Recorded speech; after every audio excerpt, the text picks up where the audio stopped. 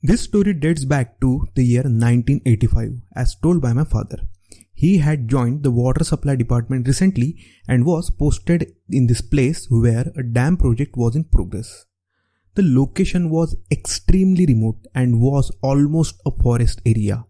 No easy connectivity by bus nor any vehicle. It was the year 1985, so no mobile phones either. The only mean of communication was a landline phone in the head office. The office was away from the dam site, and usually whenever a senior, that is executive engineer, would call, someone from the office would rush to the site, and then site engineer, who was my dad there, and his colleague would rush back to the office to receive the call that the boss would make again after 30 minutes. So one fine day, office received a call from the executive engineer, and the order was to complete the survey work of submergence and determination of FTL, that is full tank level. For this, my dad and a new junior engineer were appointed. The area was densely populated with trees and bushes, and importantly, wild animals such as bears, leopards and snakes. First, a team of helper was made that comprised of people from the native tribe that used to live in the same forest. Having a workforce of native tribal people brought advantage like easy reconnaissance and path finding around the reservoir site, since they knew every nook and cranny of the forest. They would also tell what animal is in the vicinity from the sound and the footprints. They were really a great help in that difficult terrain. The work started but progressed very slowly because the topography wouldn't allow normal rate of progress of work. Sometimes it would take hours to complete a tiny portion in the woods with level and staff. A month later, the boss called and inquired whether the survey report was ready or not. Only 10% of the work was done in 1 month, and my dad reported the same statistic and also told the boss what is causing the delay in the progress of work. Furious with the small extent of work done, the boss said he was going to visit the site to see it for himself what is the reason of the work delay. Instead of getting even slightly worried, my dad said to the boss that his team is eagerly waiting for him to come so that the team could learn, benefit from his decade-long experience in the field. The boss came, visited the office, discussed the work progress and went to the guest house saying he would join the survey team right tomorrow morning. The next day, the team waited for the boss at starting point, and in a couple of minutes the boss arrived in jeep. He was all prepared for the visit with neat white iron shirt, tucked in black trouser and nicely polished leather shoes.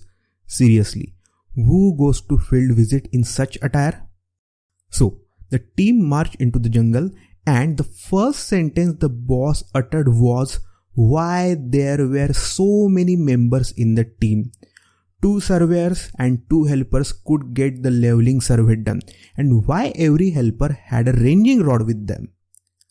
My dad told the boss that to make way through bushes and tree twigs, they would use the ranging rod, and to shoo away wild animals, the rods were of great use, and thus these many helpers were required for protection, for security. As the team was marching, suddenly the boss slipped and fell down a small slope. The helpers dashed to pick him up, and a nice looking boss now had a torn shirt and dirt-laden trousers. Everyone asked the boss if he was okay, and he said he was alright. Obviously he was not. Now came the point where the survey team had to resume their yesterday's work. Level was set, staff was positioned, and the work began. As the team was doing their work, the boss would suggest a change and would explain how it should be properly done. Half an hour passed, and after teaching how to do the fieldwork, the boss took rest under a tree. Then, when he just sat, a helper said to him, "Boss, don't move." The boss said, "Why? What happened?" The helper said, "Just be silent and don't move." The helper slowly took his wrenching rod above boss's head and then swayed it sideways. From everyone's look, the boss understood something is wrong and tilted his head to witness a 6 feet shiny black snake stepping off from the helper's wrenching rod onto the ground, and then it slithered away into the dark green bushes. The boss sat there totally frozen and in a minute stood up trembling with fear, wrapping his head what he just witnessed. The junior engineer in the team held the boss by shoulder and asked if he was okay and asked the helper to get some water.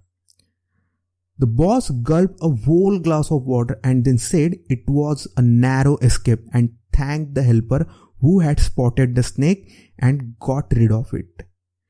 The boss had seen enough: torn cloths, a close snake encounter, a deep dark forest. So my dad said to him that he would have got tired and so he should go back to guest house and take some rest.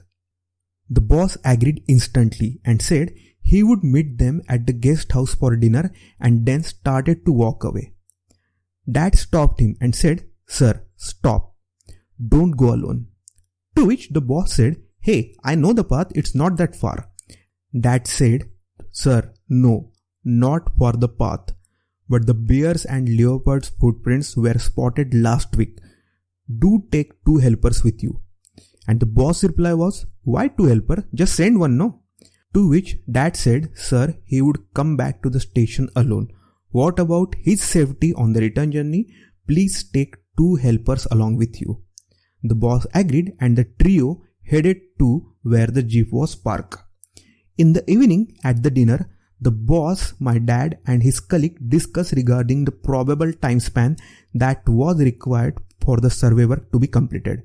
They came to a conclusion that a span of 6 months would prove sufficient for total work, that is, field as well as office work of filing. Next day, boss was leaving for his headquarters, and before leaving, he called the survey team and appreciated them for their hard work, daring as well as patience. He said to complete the work with their own pace, as the span of 6 months was sufficient. He asked everyone to be very careful while being in the field, and specially thanked the helper who had caught the snake right above his head. The team bid farewell to the boss and went back to the work. The survey took 4 months to get completed along with filing. The reports were sent to headquarters, and then the boss called at Dad's office and told him that the report was very accurate.